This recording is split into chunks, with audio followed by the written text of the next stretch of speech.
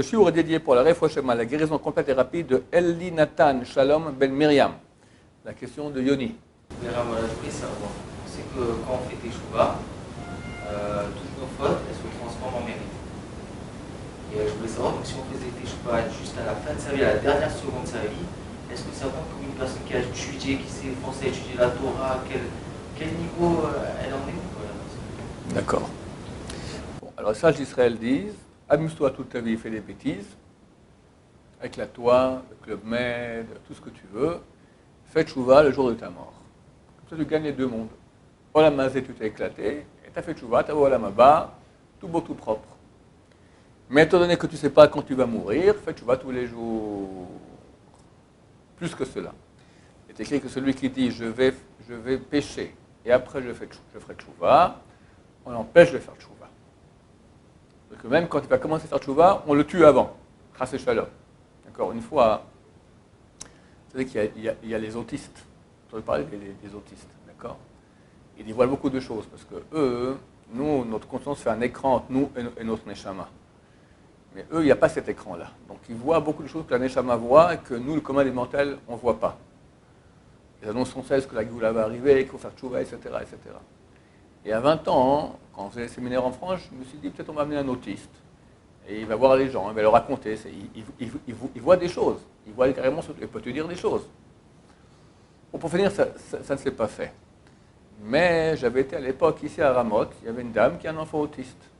Elle m'a raconté ce que son enfant a raconté. Il a dit que lui, il vivait il y a 400 ans en Espagne, ou il y a 500 ans en Espagne, et il avait des parents de Sadikim. Et lui, il a quitté la Torah. Et un beau jour, il faisait du cheval à Shabbat, il est tombé du cheval, et sa tête a cogné une pierre, et il est mort sur le coup. Il n'a pas eu le temps de faire il n'a pas eu le temps de faire tchouva.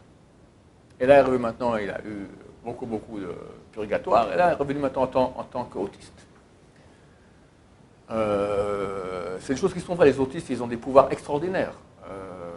On leur fait faire des travaux, par exemple. D'accord. Ils doivent peser des pièces. Alors, il y a l'écran avec la balance comme ça, ça montre combien il y a. Ben, lui, il fait comme ça. Sans regarder l'écran, mais il sait exactement. Il sait s'il faut rajouter ou pas. Et même des enfants de quelques mois déjà autistes, comment on communique avec eux sur un clavier. Il ne sait pas encore parler. Mais il écrit comme ça à une vitesse vertigineuse dans la langue que tu veux. Parce que c'est leur âme. Et le docteur Sobhané qui m'a raconté ça, un des spécialistes, il m'a raconté que c'est intéressant. Tu lui dis maintenant, est-ce que tu préfères étudier la Torah ou faire du vélo? Alors tu veux vélo, il fait comme ça. On lui demande en ordinateur, tu préfères vélo, Torah, il met Torah. On lui demande, tu veux vélo, il dit vélo. On lui demande, il veut Torah. Pourquoi? Parce que quand on lui demande comme ça, c'est la Neshama qui répond. Quand on lui parle directement, c'est le corps qui répond. Le corps, il veut du vélo. La Neshama, elle veut de la Torah. Bon, pour te dire que ça arrive, que des gens n'ont pas le temps de faire tchouva. Il est tombé du cheval, le accident de voiture ou crise cardiaque, t'as pas le temps. Voilà, et terminé, chassu shalom, on passe dans l'autre côté. Celui qui dit je vais pécher après je fais tchouva, on l'empêche de faire tchouva. En tout cas, c'est très dur. Et il peut, néanmoins, le Rambam dit, il y a 24 choses qui empêchent la tchouva. Mais s'il veut vraiment très très fort, alors il peut quand même réussir à faire tchouva, mais c'est beaucoup plus dur pour lui que pour un autre. Donc il ne faut pas prendre ce conseil de Chazal qui dit amuse-toi toute la vie, etc. Puis après fais tchouva, parce que tu as beaucoup de chances que tu ne pourras pas faire tchouva.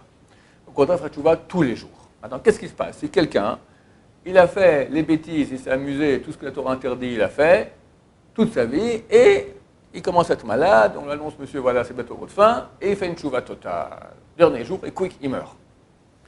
Alors, cette tchouva est valable. Ça veut dire on lui pardonne ses péchés. S'il a fait tchouva sur tout. D'ailleurs, je m'ai précisé ce que tu as dit auparavant. Tu as dit que si on fait tchouva, ça change les péchés en mitzvot. Attention, c'est uniquement cette tchouva par amour. C'est une tchouva par peur. Et d'habitude, quand on fait tchouva avant la mort, c'est pas par amour, c'est par peur. Ça ne fait que transformer les péchés volontaires en involontaires. C'est moins grave. C'est moins grave. Mais c'est pas que ça efface totalement. D'accord? Maintenant, le Rambam dit qu'effectivement, s'il fait une tchouva, on va dire même par amour, d'accord, ça efface les péchés. Mais, dit le Rambam, il n'aura pas le degré du Baal Tchouva. Le Baal Tchouva, celui qui est appelé Baal Tchouva, il a un statut spécial, que d'abord, c'est écrit que le lieu où arrivent les Baal Tchouva, aucun tzaddik parfait ne peut y accéder. Le Zohar explique que dans l'Olam Haba, dans le paradis, tu as différents niveaux. Le niveau 4 sont les tzaddikim. Ça dit que c'est un type il fait toute la Torah. Tu prends Shulchan Aruch avec tous les petits détails du Mishnah Berurah, du Sharat Tziyun, du Biur Halakha, tout, il fait tout, la totale. Ça dit qu'il va dans le 4e monde du paradis. Le Baal Tshuva, il a fait les 400 coups, les 400 000 coups. Après, il a fait Tshuva, il est venu ici à la Yeshiva, il a fait une Tshuva totale, par amour d'Hachem. Il va dans le 5e, plus haut. Et ceux du 4e ne peuvent pas rentrer dans le 5e. Le tzaddik parfait ne peut pas rentrer dans le 5e monde. Le 6e, c'est quoi? C'est les chassidim. C'est quoi les chassidim? Celui qui fait plus que ce qu'il faut. Par exemple, maintenant pour les 3 semaines, dès samedi soir, on ne mange pas de viande, ni on boit du vin, n'est-ce pas? Il y en a qui ont commencé déjà le 17 Tammuz. Ça, c'est les chassidim. C'est pas obligatoire, c'est bien. Fait tikkun chatzot, après-midi, c'est pas obligatoire, c'est bien. Il fait tikkun chatzot toutes les nuits, pas obligatoire, c'est bien. Il prend sur lui des choses supplémentaires, d'accord? Lui, il monte dans le monde des chassidim qui est plus haut que le monde des Baal Tshuva. Si le Baal Tshuva, il est chassid lui aussi, il pourra rentrer dans le 6e aussi, Bezrat Hashem. En tout cas, le niveau du Baal Tshuva, ça on ne peut avoir que si on a fait Tshuva avant sa mort, longtemps avant sa mort. Que tu aies le temps quand même un peu, que le Tzara puisse un peu se battre avec toi. Et aussi le Rambam dit, c'est clair que c'est mieux de faire Tshuva quand on est jeune que quand on est vieux. Mais si on est vieux et on fait Tshuva, on a quand même le statut de Baal Tshuva. Si on a fait Tshuva le jour de sa mort, ça efface les péchés, mais tu n'as pas le statut de Baal Tshuva. Oui. Je voulais savoir, parce que vous avez dit, bon, c'est pas sûr qu'on fasse des Tshuva. C'est pas sûr, rien n'est sûr. Rien n'est sûr, mais on a dit que bientôt, si on va aller au mikvé du Harizal. Oui. Il a promis que tous ceux qui se trouvent dans son mikvé pourront Teshuvah. Alors, non, c'est marqué, on dit que celui qui trempe dans le mikvé de Rabbeinu Hari, alors il fera tchouva avant de mourir. Ça va, toi tu as fait tchouva déjà, qu'est-ce que tu veux encore aller encore plus? Si on se trompe là-bas, c'est sûr qu'on fera Teshuvah, alors on peut faire les 400 coups, et on arrivera à ce moment-là, on est sûr de le faire. Je crois que Rabbeinu Hari dira lui-même que si tu profites de mon truc maintenant, rien du tout. C'est marqué que Yom Kippour expie les péchés. Yom Kippour, c'est beaucoup plus que le mikvé du Hari. C'est écrit, celui qui dit « je vais faire des péchés » et Yom Kippour expie, Yom Kippour n'expie pas, à plus forte raison, le mikvé du Hari. Celui qui dit « je vais faire les 400 coups après j'irai au mikvé du Hari », on l'empêchera. Moi, je garantis. Je ne vais pas demander à Rabbeinu Hari, mais c'est évident.